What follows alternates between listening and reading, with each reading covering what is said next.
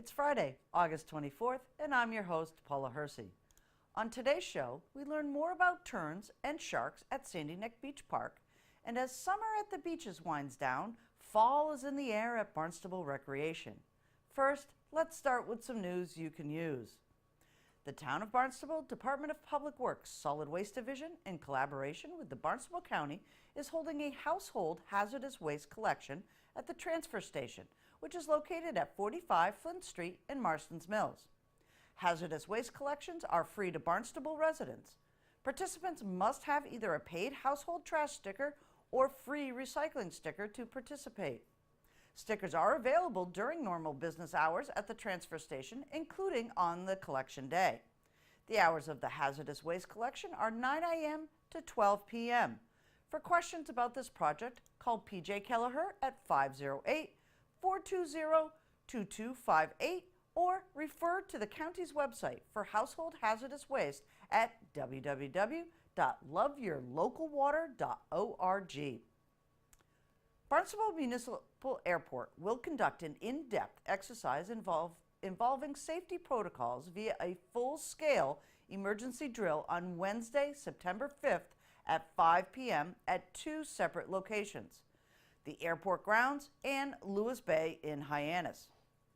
The exercise will simulate a completely mock scenario of an aircraft accident.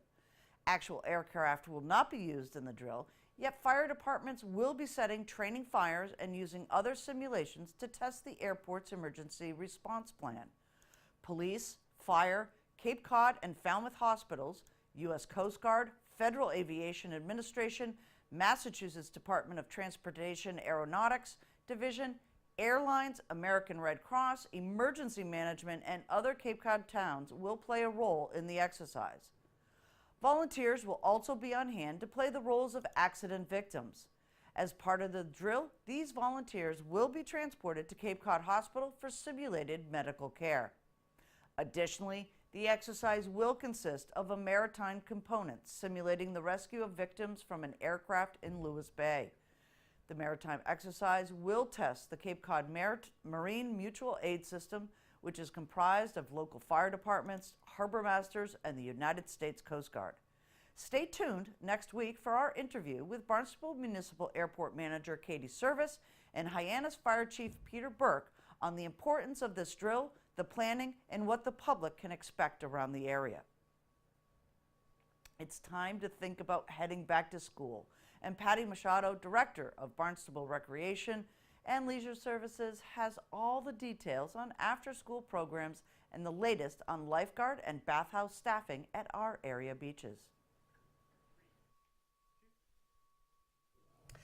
It's Friday and it is Barnstable Recreation Update. Lots to talk about. Fall's coming, but let's wrap up summer first. Patty Machado, Director of Barnstable Recreation. It's been a long, hot summer for you folks. It has been long and hot, but it's been a fun summer. Right. Really, you know, the people have been outstanding at the beaches, and they've been supportive of each other and our staff. And for the most part, we haven't really had any crazy. Well, I can say not too crazy. There's been some crazy. There's been some crazy. But it's natural, you know, the heat Right. gets to people, and the humidity is what's really killing people. Right, and it was definitely humid there for quite a few weeks, not just days, but weeks. So I can see where, you know, things kind of got a little more moist at the beach. Yes. Yeah, our residents were definitely at the beach this summer in comparison to the past. That's who's been using our beaches this summer, is really our residents. We have had visitors, but it's our residents. It's residents. So let's talk a little bit about winding operations down at the beach. We want to make sure that folks understand some of the parameters that are out there starting this weekend. Yeah, John, I know, has updated last week and this week, but we have a few more things to add to the list. Okay. We lost the lifeguards at Keys Beach or C Street Beach this past Monday, but we still have staff at our gates. And we continue on yesterday, Calmus Beach and Veterans Beach, we have no lifeguards now at. And then we go into today, Friday, Dowses Beach, which, you know, that's a beach that packs. We tried very hard, but the number of guards that we need to operate, we couldn't keep Dowses open because they needed one more guard than we need to run Covels. So we were able to keep Covels open, not for very long. We get through until Monday at Covels with lifeguards. So, residents out there, if you want to make sure that you go to a site that has lifeguards, Covels Beach is going to be the place to be, because we do have enough staff there in order to operate. And Craigville, we will have enough. And Sandy Neck, also, we will have lifeguards right up until next Thursday. Sandy Neck, we've had the shark issues, and we've had, just concerns with a lot of different issues. So Sandy Neck, we need to make sure that we keep the lifeguards as long as possible, along with Craigville, where we always have, we service the largest number. And again, I think John explained that. We try to keep where we can service the most amount of people open, as far as lifeguards go. Also, this is the hard part, no bathrooms. This is what kills people. We have no staff at Loop Beach, but we do have a portable there that our Disability Commission does keep open, and that will be there until Labor Day. So there is bathrooms.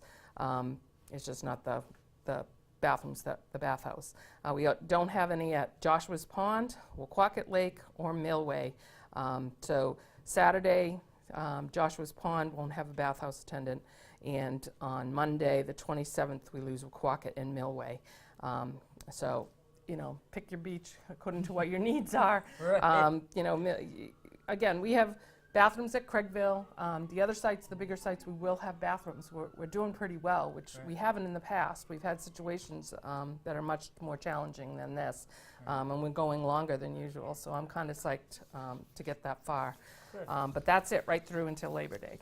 Okay, and kids go back to school next week, so, there'll be some, a little bit of downtime, so it'll be the weekends that people need to be really vigilant when they're out there, if they're at a beach without a lifeguard.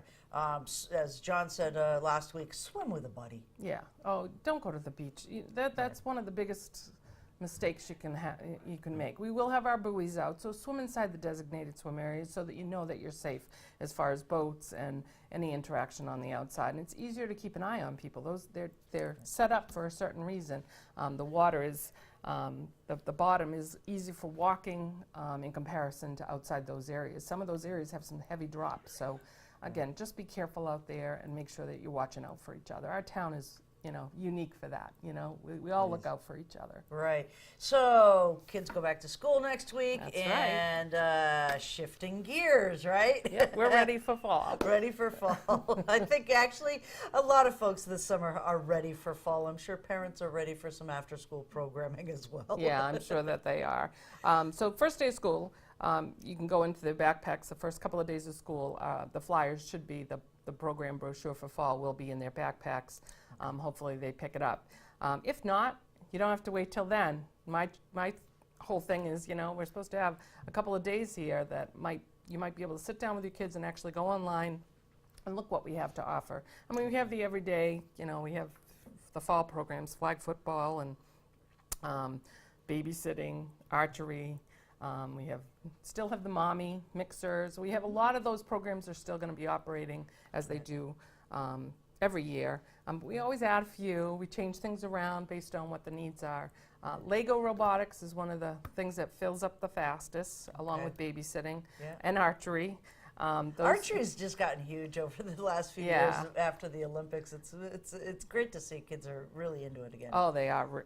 Well, actually, it's that movie that seemed you know what I'm talking about. I've watched The Mockingbird. What's the name? I can't even remember. But anyway, that seemed to spear everything off, which was great because kids were reading, and so then they find this, actually the Hunger Games, and that really speared things off for us. But we do have a lot of programs coming up. Registration, Wednesday, September 5th, the 5th.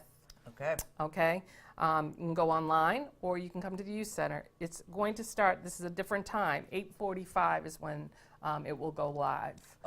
It gives us a chance to make sure we can check over with over here at Town Hall to make sure that the system is all set. We have had glitches in the past and it sends people off into a deep end and it's caused so much stress. So this way we can check in with our IT department, make sure that everything in the system is ready to go, and then we'll be set and ready by 8:45. So, a rainy day, sit down with the kids. You can peruse these programs now on the Yes. website. They're already available. You just can't register for them until Right. the 5th. Yeah. What else you got that's kind of new on the schedule this year? Most The of it's mad the typical. science? We have didn't have mad science. We have superhero science. Superhero Yeah, we have a science. superhero science program. This year we're going to bringing back Rock Night. Rock Night. We're trying to do it too often. We want to make it a special little thing and we've gone back to only 6th and 7th grade. So it's just going to be our intermediate school that's going to come in. It's going to be a social thing, where we get to play some games and do some fun things on the ice. We have a DJ and rock up the ice. That's like, Right. but it'll be very social. I'm excited to bring it back and make it for just those kids. I think that if we take care of our, that age group, which is the youth at risk. Right. You And know. they're the intermediate. They're too Yeah. young for some of those programs, and they're not quite old enough for some of the high school 8th grade, 9th grade programs. So perfect evening for them. Yeah, that's what we're hoping that'll turn out. So again, Wednesday, September 5th, registration.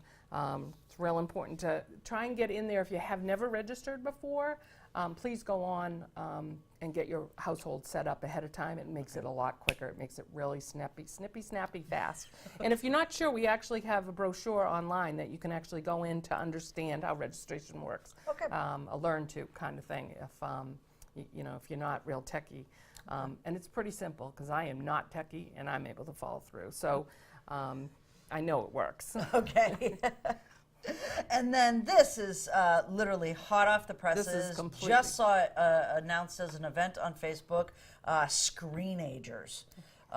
This is really something that is really permeating our society right now. Is youth with a screen in front of their face. Yeah. So tell us what the event is. So we're hearing from youth. We're hearing from our parents. We're hearing from programs. We're hearing from teachers that this is a problem. Right. Socialization has become a problem. There's a lot of issues going along with screen time. And the Youth Commission has been talking about this as one of their top topics. But the Barnstable County Cooperative Extension Program, Carrie Bickford, came in. She had found this and said this is a perfect fit. And she's having problems with her own teenage, so she's like, we really need to do something. And so she reached out, found this, actually got money so that we were able to produce this program. And it's going to be a one-night thing on Thursday, October 18th at Knight Hall at 7 p.m. It's free because we get the money to cover the program. And so the Youth Commission, the Barnstable Recreation Division, and the extension program from Barnstable County will be helping put this together. But again, this is an opportunity to figure out and work together and start communicating about what we need to do you can't make it go away. It's not going to go away, but we need to work together to find its to place. find a place that it fits for everybody. You can have some fun with it, but at the same time, socialization is an issue. And our after-school program, which is one of the programs that will be coming up, we had no issues with screens. We had no issues because we kept them so busy after school, but it was all about learning how to socialize. And so it was a real issue at the youth center. George Noonan and John Gleason, Kerry and myself sat down. It's like, we need to do something. This is out of control. The kids don't even know how to talk to each other. And I know Mickey Davies at our leisure program all summer worked her butt off trying to keep the screens off, and keep them busy enough so that they don't need to spend all day on that. Right. And sometimes parents and guardians need that reminder as well. I've caught myself, my husband's like, are you listening to me? Yeah. And I'm like, yeah, sure. Yeah.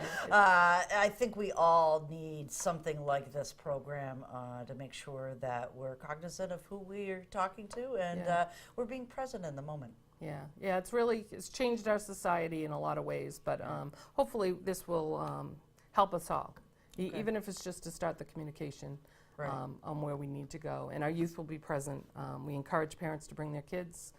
We want everybody in the room so that, we see what we can do with this stuff. Exactly. So that's October 18th. I'm Yes, sure we're this going to will- hear more yes. about this and talk a little bit more about, how we as a community can come together and maybe solve some of these, not only socialization, but isolation.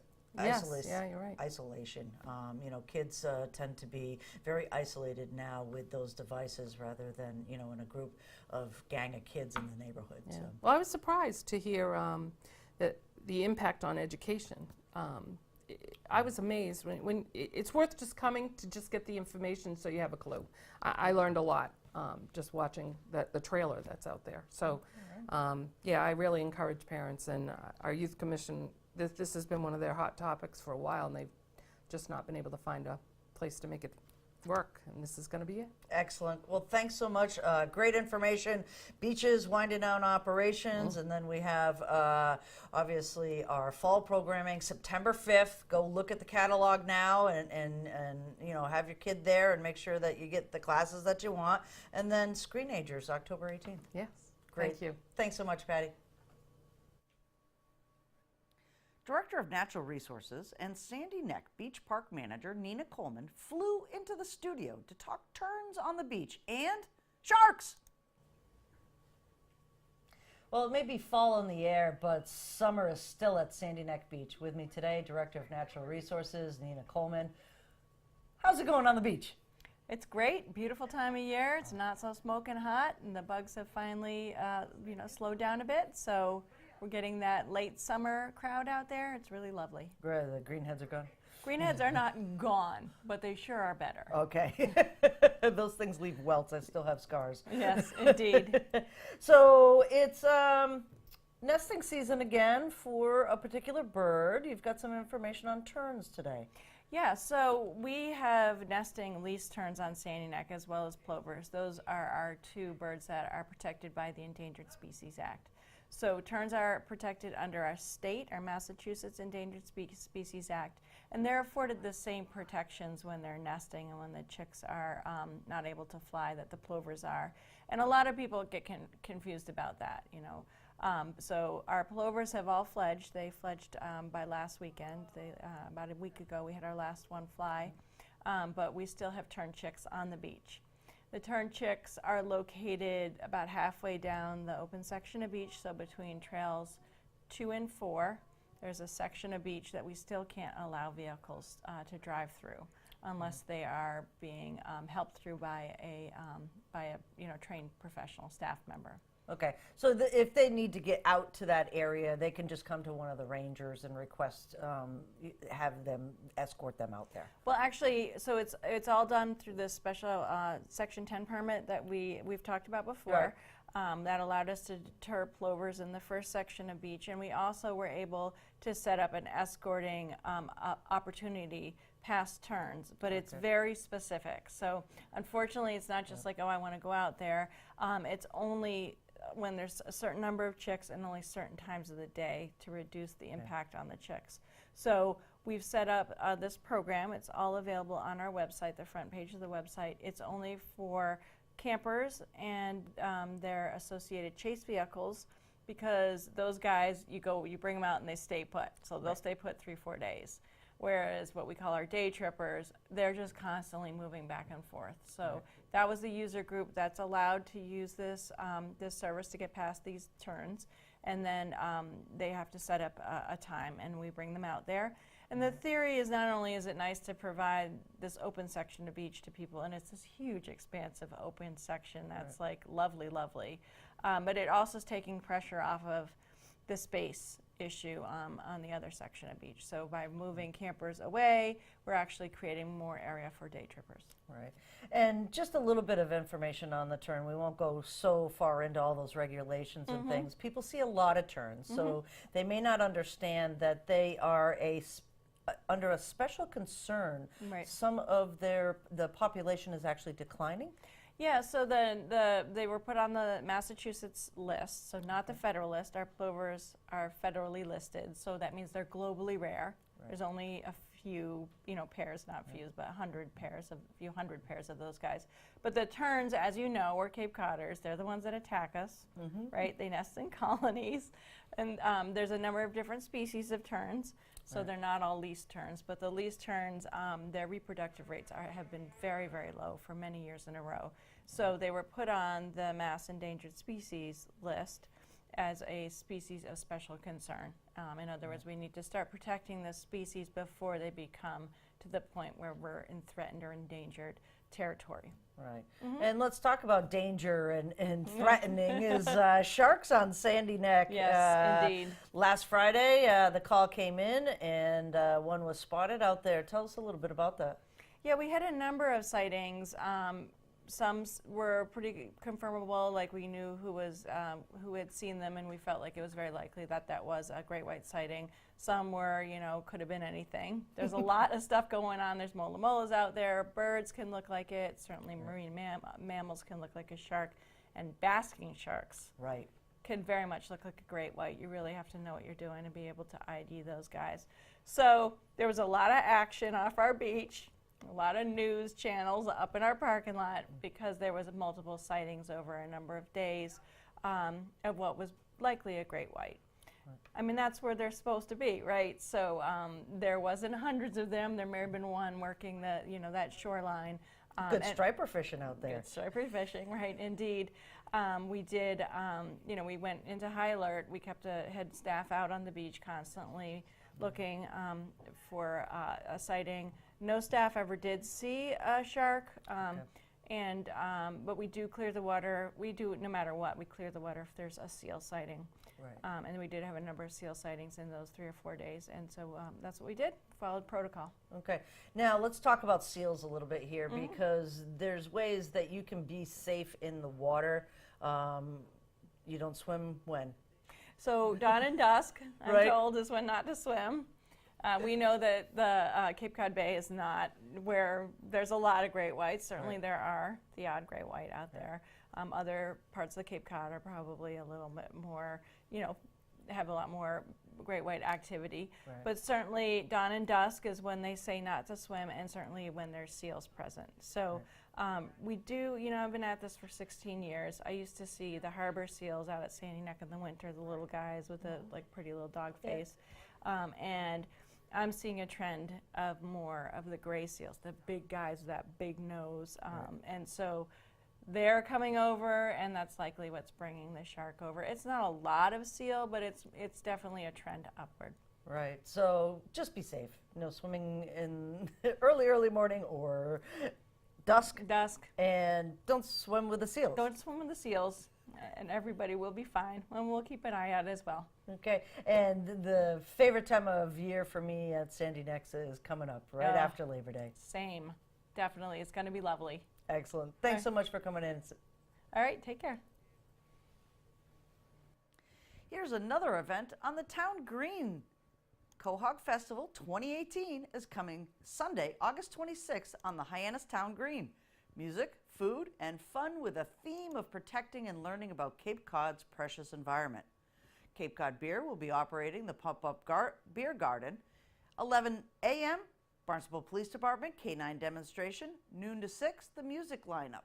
For Quahog Festival is Accent Cape Cod, Link Montana, and the O Boys and Joe & Co. Plus, kids' activities, craft vendors, food, educational displays. Learn about Cape Cod's environment and natural beauty, Barnstable Shellfish Constable, Barnstable Police K-9 Department, demonstration, and so much more. Here's a look at next week's boards, commissions, and committees.